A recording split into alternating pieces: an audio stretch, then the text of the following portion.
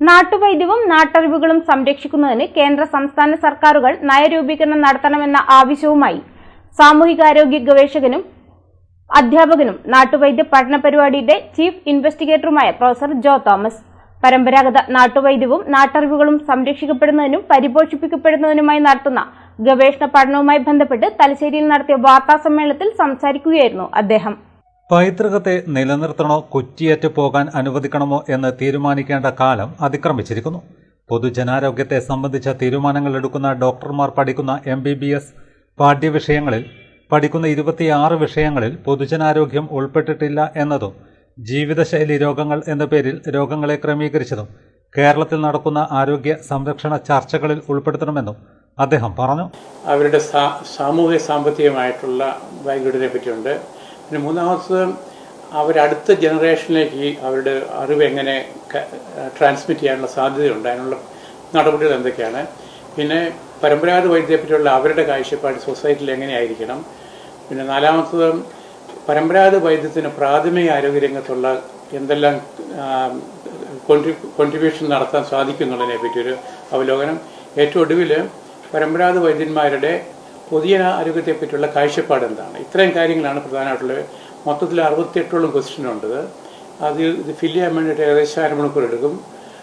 ഇതിൻ്റെ അനാലിസിസ് വരുന്നിട്ടുള്ള ഈ പഠനങ്ങളിൽ വരുന്ന ഫൈൻഡിങ്സ് ഞങ്ങൾ state government, central government, world health organisation അങ്ങനെയുള്ള ഏജൻസികൾക്ക് ഞങ്ങൾ കൊടുക്കും.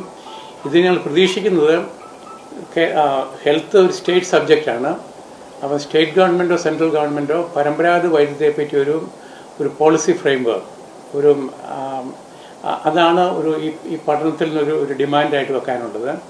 ഒന്നെങ്കിൽ സ്റ്റേറ്റ് പറയണം ഈ പരമ്പരാഗതമായിട്ടുള്ള അറിവുകളും നാട്ടറിവുകളും നശിച്ചു പോയിക്കോട്ടെ, ഇതിപ്പോൾ എന്തെങ്കിലും കാര്യമായിട്ടുള്ള ഇൻ്റർവെൻഷൻ നടന്നില്ലെങ്കിൽ ഈ ഒരു ജനറേഷനോടെയും ഈ നാട്ടറിവുകളും പരമ്പരാഗത അറിവുകളും അന്യം നിന്ന് പോകാനുള്ള എല്ലാ ഭൗതികമായിട്ടുള്ള സാഹചര്യങ്ങളാണ് ഇപ്പോൾ നിലനിൽക്കുന്നത്.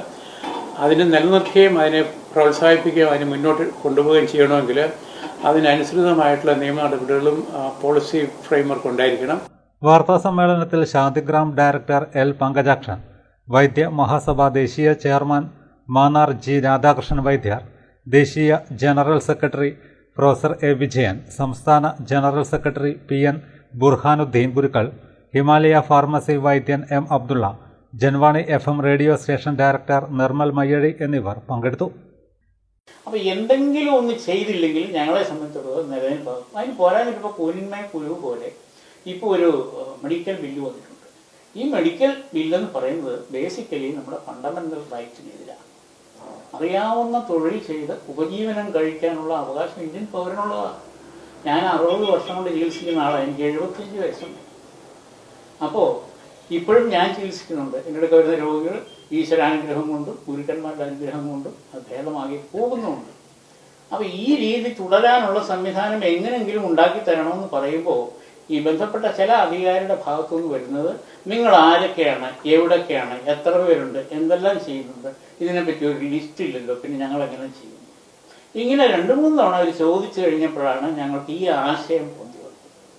ഒരു ലിസ്റ്റ് ഉണ്ടാക്കുക വൈദ്യന്മാർ കേരളത്തിൽ മൊത്തം. ഇത് കേരളത്തിലുള്ള ഈ പ്രശ്നം കേരളം വിട്ട് തമിഴ്നാട്ടിൽ പോയാലും കർണാടകത്തിൽ പോയാലും നാട്ടുവൈദ്യം പ്രാക്ടീസ് ചെയ്യുന്ന ഒരു പ്രശ്നമില്ലെന്ന് മാത്രമല്ല, അലോപ്പതി ഡോക്ടർമാരാണ് അവരുടെ അടുത്തോട്ട് ആലയിക്കുന്നത്. ഇത് ഞങ്ങളെ കൊണ്ട് പറ്റില്ല, ഇത് വാദമാണ്, അത് നിങ്ങൾ പറ്റിയത് വൈദ്യന്മാരാണ്, ഇതൊക്കെ ഉണ്ടാകുന്നത് വയ്ക്കുള്ളൂ. കേരളത്തിൽ മാത്രം ഇത് വരുന്നതിൻ്റെ കാര്യം, കേരളത്തിൽ ഇപ്പോൾ 18,000 ആയുർവേദ ഡോക്ടർമാരുള്ള യാതൊരു ജോലിയില്ലാതെ നിൽക്കുന്നുണ്ട്. പെട്ടിക്കട അനുവദിക്കുന്നത് പോലെ ഇവിടെ കേരളം മുഴുവൻ ആയുർവേദ ഹോസ്പിറ്റലുകൾ മെഡിക്കൽ കോളേജുകൾ എന്ന് വെച്ച് കൊടുത്തിട്ടുണ്ട്.